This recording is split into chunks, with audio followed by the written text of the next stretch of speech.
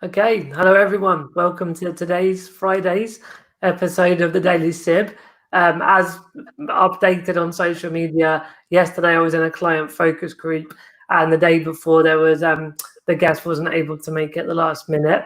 So we actually haven't been online since Tuesday, which has been unusual. We've been hitting every weekday for a good couple of months now, but it was nice for me just to have a couple of days of getting some other bits in order as well. But really excited to chat today to Patrick Stevenson from Fujitsu about all things around inclusion and technology and disability. Lots to cover. So I'll bring you in now, Patrick. Welcome to today's episode of the Daily Sib. Brilliant. Thank you, Martin. And a great pleasure to be here as well with you in the audience. Cool. Awesome. Martin, should I give you a bit of an intro on sort of my role in life? You read my mind. Go for it, Patrick. Super. Okay, so hi everyone. My name is Patrick Stevenson. I work for Fujitsu, one of the largest technology companies in the world. Very proud to work for Fujitsu with a Japanese heritage and a very large drive around innovation, but innovation for societal good. So the whole organization is focused on tech for good and how we can make a difference in the world. So that's the key reason I joined Fujitsu. My role in Fujitsu, I'm the head of innovation within the UK business, and also I'm incubating a new healthcare unit inside that business, where we're working on things like drug discovery and design with quantum computers for the things like COVID-19 and dengue fever at the moment. So we're doing some really interesting and cool projects. Also, within my role in Fujitsu, I'm the exec sponsor of our SEED community, which is our disability network. So very proud to work with our SEED colleagues, and also for government within the Disability Hub in the Cabinet Office. I was selected last year as the government's tech sector champion for disability, which is a role independent of Fujitsu, which again, something I'm very passionate about. Trying to make good in the world. So Martin, so that's sort of my role in life, and also very interestingly, we've set up an accessible technology board with an organisation called Tech UK, and Tech UK's got over 30,000 members within the technology sector. And this board is really pulling together some of the great and good small organisations, medium and large.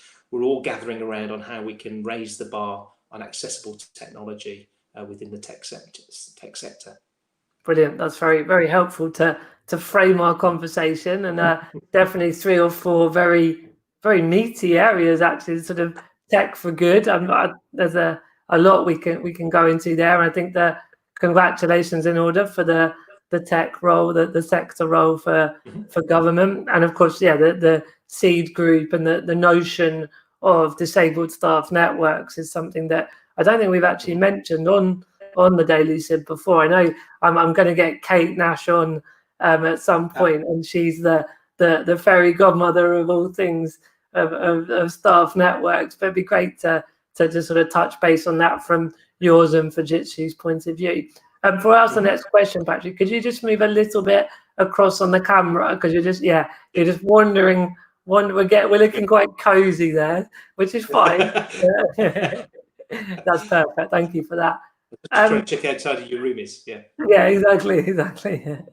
I mean, obviously, we'll just dive into those areas now, really. I mean, the first one around tech for good. I mean, as a wheelchair user, it's something that, without labeling it tech for good or thinking about it in some more sort of holistic or economic or business sense, it's something I, as a consumer, my wheelchair is tech, my hoist is tech, and as the last sort of 10 years, certainly, as tech has innovated and been disrupted in many ways, it's provided the sort of smartphones and all the rest of it has revolutionized my life as someone in a wheelchair.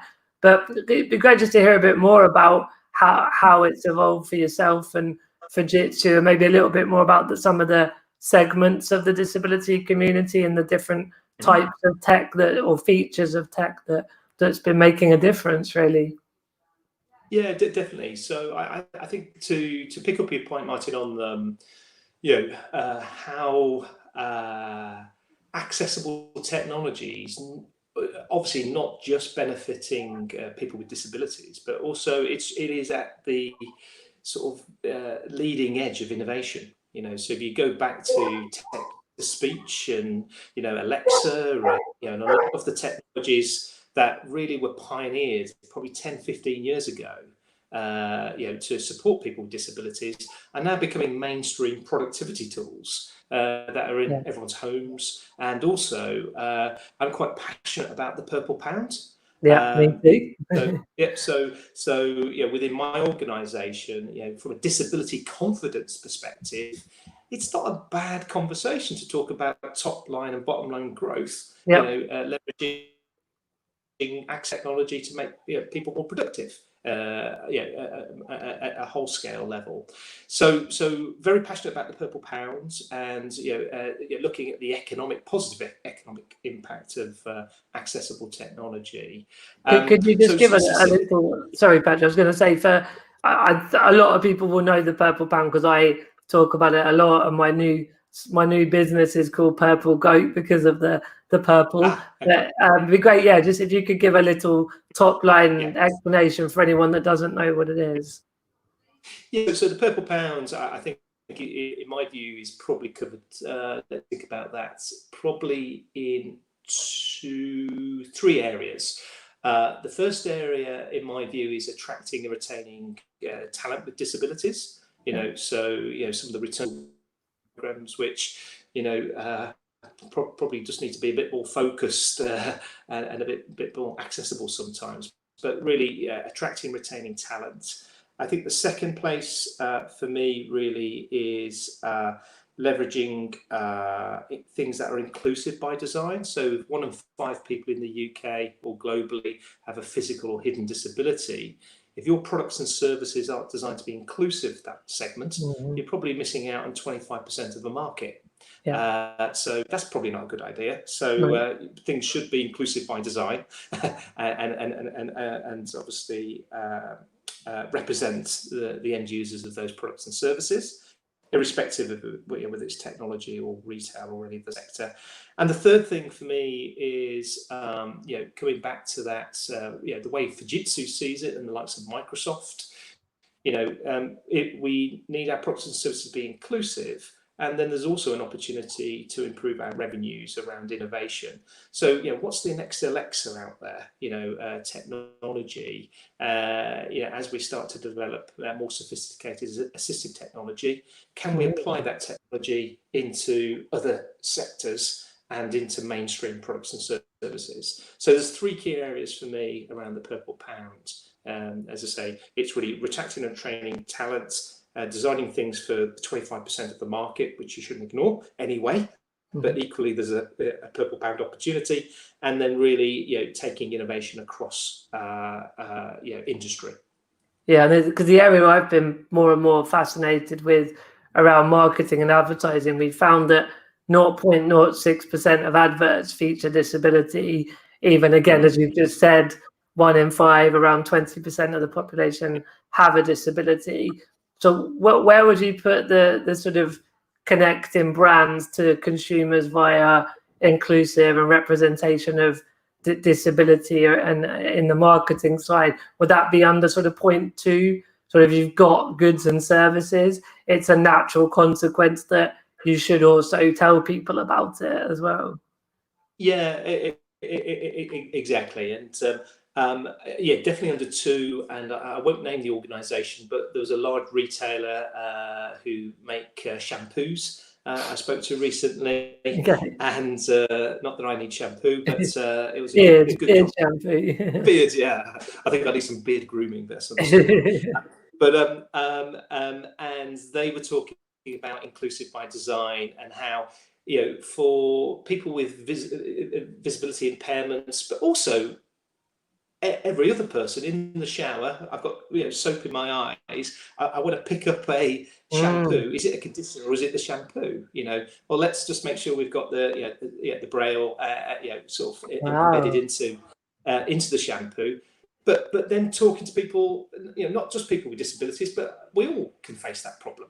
So again, just thinking about human-centric design of products and services. Yeah. And just making sure we could, cater those needs, but also, general population as well. So I think it's a really nice example of people just thinking slightly differently, but also universally as well. Yeah, and I guess there is that 360-degree element for a business, because we've been working with some really cool brands, and they're understanding the supply chain also being inclusive and having representation of businesses and obviously there's a diversity and inclusion agenda, and that's a generally sort of bigger thing in different angles like Pride and Black Lives Matter. But yeah, I think disability's often been the sort of poor cousin, as Valuable 500 have referred to it in the past. So it's kind of having that disability at the table, but even in things like supply chain as well as advertising. So it's fascinating how the Purple Pound is essentially, there's a lot of people that have a disability. They've got a lot of friends and family that are influenced by their needs and their purchasing decisions. And so in the end, it's kind of crazy businesses didn't do this earlier, but it's great the last few years that it's been picking up and becoming a lot more common practice. Yeah, I think there's a hell of a lot still to do, though. We're not I think done we're yet. scraping. Yeah, so I think we're scraping the surface. I think confidence is coming. Disability confidence, disability leadership. With some of those schemes. You mentioned Kate earlier. Yeah, Kate is our fairy godmother for our disability network within Fujitsu. Kate helped set up our network originally, and also I worked with Kate and the V500 group. We took over our board. I think it was about 6 months ago now with Kate and Caroline, where we had a board commitment for inclusive by design with around V500. And I think, Martin, you mentioned earlier about supply chain, and I think that links on for me into what we're trying to do with Tech UK. We've got 3 work streams across industry. So we've got the likes of Fujitsu, Microsoft, Accenture, it's all the big players. We've also got some medium-sized organisations and SMEs in this group. So 12 organisations in our assistive technology board. And we're focusing on something called 80 essentials. And I want to unpack that in a minute, because it does relate to supply chain and raising the bar, not just for big, small or medium organisations, just making sure the whole supply chain is really geared up towards understanding accessible technology needs and awareness. We've got another work stream called building the talent pipeline for the tech sector. And then the third one is inclusive by design, and just making sure, again, I get very frustrated when, let's say our accessible technology group is asked to test something before it goes live next week.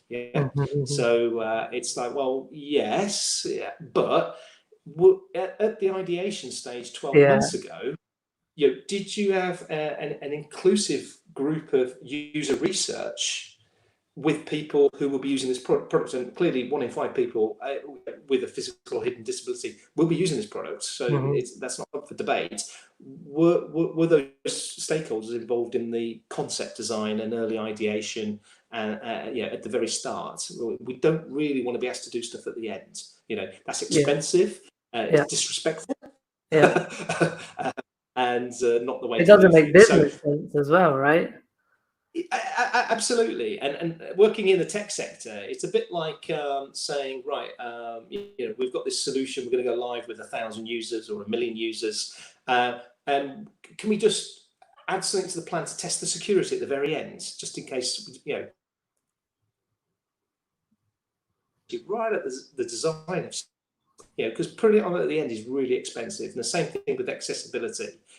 To backward at the very end of the process is really costly and time consuming, but it is if you do it at the start. It's very obvious, but again, a lot of people tend to add these things at the end of a process, which as I say isn't the way to do things.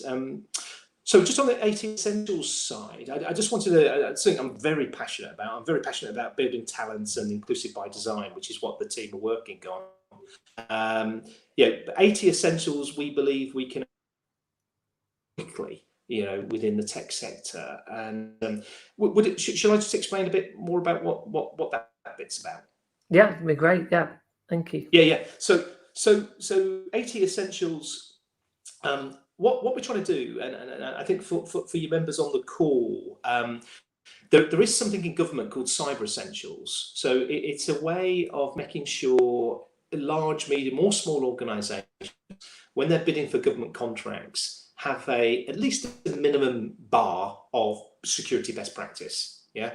So what you don't really want, and your weakest as your security postures as weak as the weakest part of your supply chain. So it may be a big organisation, with a big bid into government to do something very secure. Let's say service, and there may be an SME who doesn't have the security controls that you've got. So overall, the supply chain of what you're supplying, isn't great. Not robust. And we thought, sorry, yeah, not robust. And we thought it was and we sat there and thought well, that applies to accessible technology as well. So surely any company bidding and using public taxpayers' money should be making sure that everything has accessible technology essentials included into the solution. People are aware of the legislation, the Equality Act and the Public Sector. They're aware of the standards, WCAG 2.1.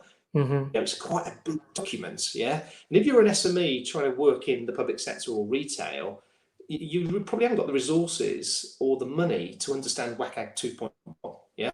It's maybe quite alien to you. So how do we simplify the process, content, legal standards, and simplify all of that as an industry and level the playing field for everybody? So everyone steps up to a gold standard. So that's what I'm trying to do with 80 essentials. And my other biggest bugbear, I did a presentation before lockdown conference and did accessibility and work productivity conference. I asked everyone in the audience, do you believe product services with regards to accessibility, people are made aware of what's inside the box? So my Apple phone, my Windows 10, my application, Zoom, or whatever applications. Is it clear what accessible capabilities are in the box? Out of the box. 90% of, and there are lots of different language, terminology. Some people are silent, and then some people go and buy some expensive technology to bolt onto that technology. When if you knew in the first place. So as a team, we're looking at some sort of 80 essential badge for some technology products and services, where in a standard way, everyone explains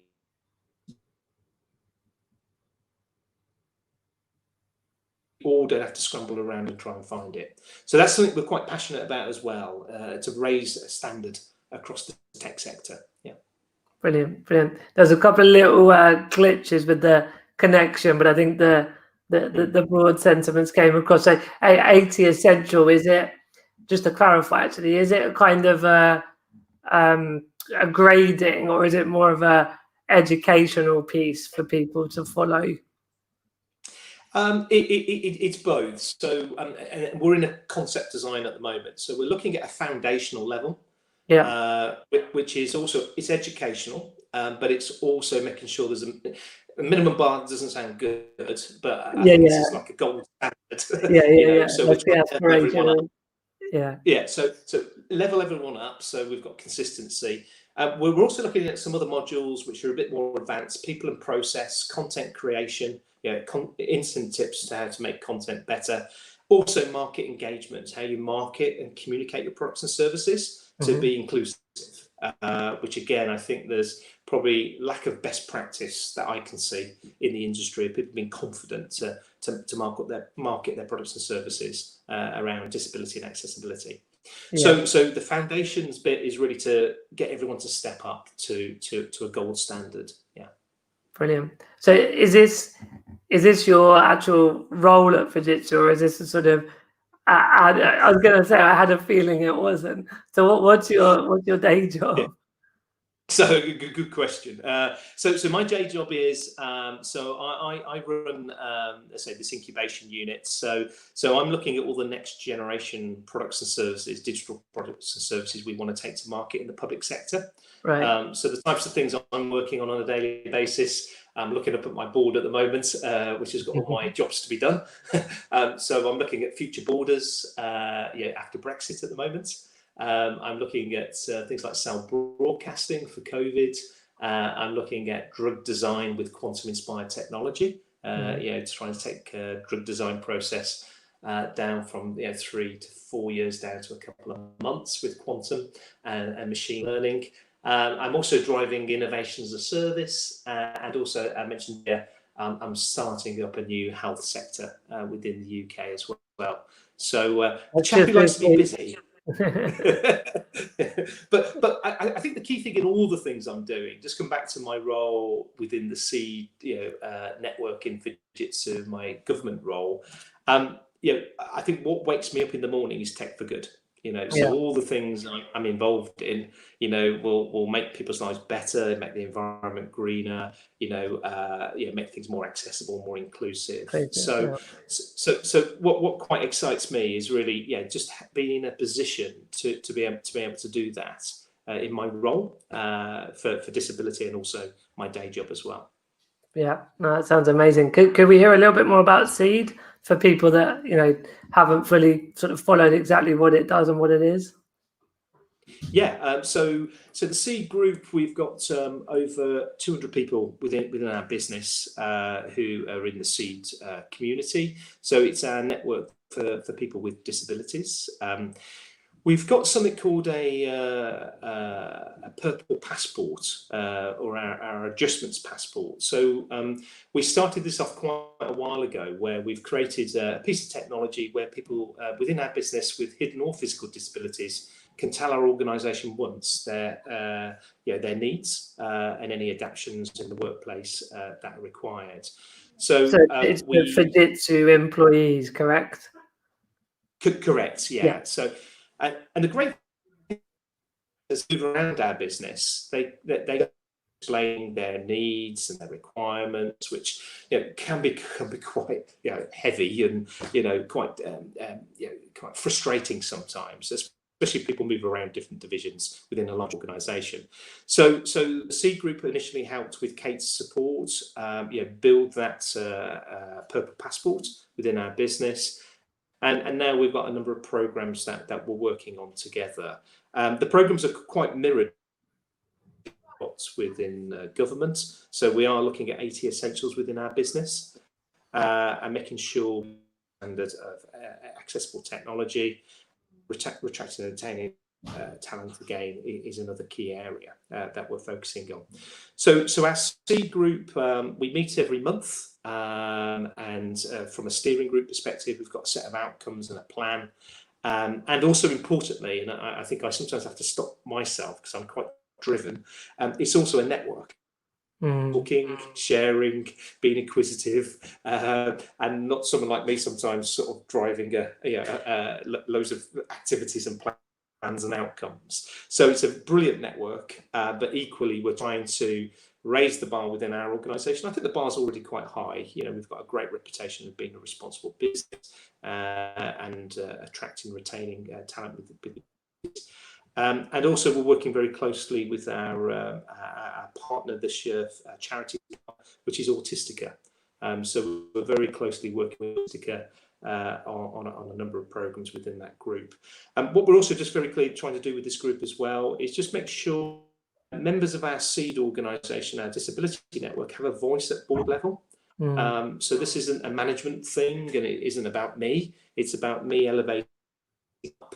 And we had one of our team members, day job, they're doing a consultancy role in a business, and they've got a visual impairment, representing at our UK board level a couple of months ago, and talking through their needs and their employee experience in our business. And now, as always, that could improve, which is really cool, getting people access to our senior leadership team and getting things done in our business as quick as we can to make things better for our workforce. So yeah, so it's quite an exciting group.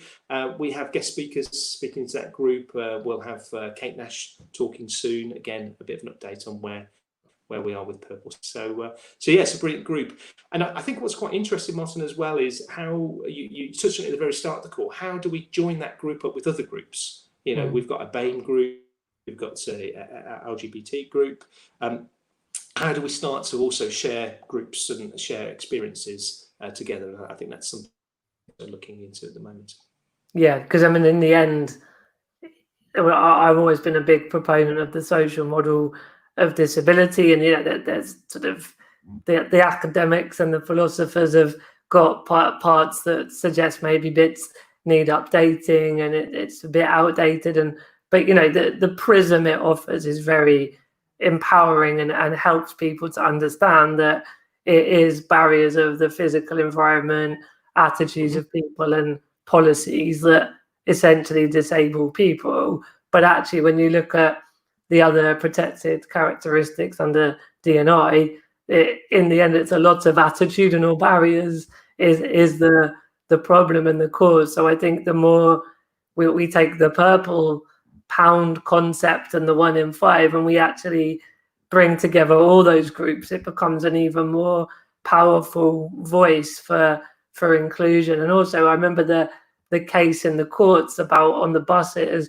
it was sort of wheelchair user versus buggy, typical sort of media kind of divide and create the narrative. But from someone with a mobility impairment like myself, being in a wheelchair, I've seen that if the tube is made accessible, parents with young children and older people with mobility difficulties all benefit. So in the end, it's probably majority of people benefit from this, but it's trying to bring all that together in a sort of seamless policy way is the goal, I believe. Yeah, definitely. And I suppose different organisations and different human beings have different sort of maturity levels of understanding and and approaches to how we'd be more inclusive. And I think we started at the start of the call, and I think sometimes this can be an uncomfortable conversation, which I've learned to be more comfortable with. Is I tend to focus more on the purple pounds and what we could do as a wider societal benefit, exactly what you've just said, as opposed to getting into the very niche and very personal. And every human being's got a different need, so I think sometimes we can go really, try and be too generic about people. Everyone's different, everyone's got their different needs, and everyone feels different in different ways. But how do we rally call, perhaps in the private sector, people to really step up and think differently? And I do think the purple pound piece is, wow, okay, so we're not looking at 20% of the market, but that's a bit silly. And also, I'm really passionate about innovation. And you mentioned sort of wheelchair, sort of access. I'm doing a piece of work at the moment, a bit of research on optimizing smart cities and designing smart cities to be inclusive. Do you know Victor Pineda? No. So he's in California, in Berkeley, which was the sort of founding place of the disability independent living movement back in the 70s. Berkeley is a sort of hotbed of activism, but Victor is globally speaking about this smart cities concept. He's going to be on in a couple of weeks, so it's great that we're starting to introduce new themes, because I think some of the things we've talked about more. But yeah, please tell the audience a bit more about the concept of smart cities, because it's amazing. Yeah, it is amazing, and I think if you look at city planners, I've been looking at the West Midlands region, and it's not about Birmingham City. A lot of smart cities are only as good as the region and the people who travel in and out to get to the city. So we're looking probably more from a Fujitsu point of view at smart regions. And also, cities can only be smart if the people in it are smart, and they're enabled to make decisions which are smart, empowered, and the infrastructure, like the rail infrastructure and the transport infrastructure, can configure around their needs, and those needs could be dynamic. Big downpour of rain. Suddenly the whole city needs to reconfigure itself. So some of the work I've been doing is looking at. It sounds a bit scientific. Is quantum-inspired technology to create a digital twin of the transport infrastructure, for example. And if we had a digital twin of the transport infrastructure, and we said, well, we've got some complex needs at the moment. We've got a multi-drop. We may have to go via a taxi, a train, and then maybe another mode of transport to get to a meeting. I may be a wheelchair user. What is the digital twin journey look like? Well, it's quite complicated, actually. I've got some friends with who are wheelchair users. If you want to go to Newcastle to London, the planning of doing that to go to a meeting in the centre of London somewhere, it's quite astronomical. It's serious military planning. To get to that destination. And then what happens when things go wrong? The train's delayed, the signals are broken, and then suddenly the knock-on effect to trying to get to your destination is really complex. So hopefully, Martin, this resonates. But what if we had a digital twin where we could gamify that something's gone wrong, and actually, this is the answer. It's to wait here, go to this different mode of transport to get to your destination. So again, we're looking at some very advanced artificial intelligence and quantum technology starting to gamify in a city how to get people from A to B quicker, but also how to deal with complex needs, and also how to deal with when things go wrong. I don't know, back on the rail system, sometimes I think when things go horribly wrong, we tend to wait the next day to reset everything. If that makes sense, because I'm a frequent traveller in and out of London, and if everything goes wrong, it's sort of like the system goes, right, okay, we can't fix it, it's too difficult, and we'll reset tomorrow morning, and it'll all get better tomorrow. So again, if you're stranded in London and you can't get home, that's not the best thing in the world. So we're looking at smart cities, digital twins, lots of buzzwords I appreciate here. And some very fascinating technology and how we can improve people's lives. And I can see how much you love it and the passion you've got for it as well. We've got a couple of comments and questions. So just regarding, I mentioned Victor, Gavin saying that Victor's a bit of a hero of mine, so chuffed to hear he is going to be on the Daily Sib, and there's a YouTube link. So that's coming from Facebook. And we've got Okta says hello. And Gavin has said, love tech for good, but how can we ensure that mainstream society and business sees it as high growth and not just worthy? I mean, the theories of the purple pound narrative, right, Patrick? I mean, are sort of public sector, seeing the economic value of this more now, do you think? Yeah, definitely. And I think we have got some changes coming up in UK government. Where none of this is set in stone, but as we start to go out of the European Union and some of the procurement constraints within the European Union, social value and the Social Value Act, will start to come into procurement. So let's say up to 10% of the evaluation scoring in a public tender may be social value. So this is where tech for good will meet the purple pound. And if you're not a tech for good company and you're not playing in the purple pound, then you don't get on the supplier list. You might not get on a supplier list, or you may not win some small or large pieces of business in public sector procurements. So I quite like that. That there's that creates a bit of a compelling event as well for organisations to step up or step out if they're not taking disability seriously.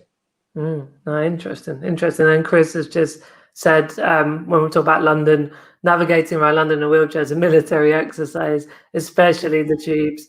But where there is a will, there is a way. I mean, I lived in London for 5 years. My nearest tube station wasn't wheelchair accessible, so it was an absolute nightmare with that mode of transport. But then I had a Motability car, so I spent many hours sat in traffic, and there was obviously buses and taxis have become more accessible. But that's your point. I mean, you say a twin option. I would imagine it does include this, but it could, of course, not just be instead of a train, it's a bus, but it might be, a bus and a short ride in the wheelchair a couple of streets or whatever. It would be potentially multiple modes as well, right? Yeah, exactly. And I think as you probably experienced, the last mile can be really difficult. So you may get to your destination, but the last mile is quite complicated. So the type of things we're also looking at are autonomous vehicles. Again, with the digital twin, there's an autonomous vehicle waiting for you on the train station platform. A scooter that may get you to another vehicle that takes you into an autonomous taxi to your destination. So probably got a bit scientific here. No. I love all this. It's fascinating, and I think there's obviously, with my condition, there's been a parallel around the pharmaceutical world, and will there or won't there ever be a better treatment or a cure? And I think sometimes we have to temper people's expectations of when it's going to come. And I think with the tech side, it's the same. We want to get excited, but then I know some people start to just feel, oh, where is it? Why is it not come now? I really want it today. And so I guess it's that excitement level is awesome. And then just that managing expectations of, how long do you think it would be till we'd be looking at something like that operationally working? Yeah.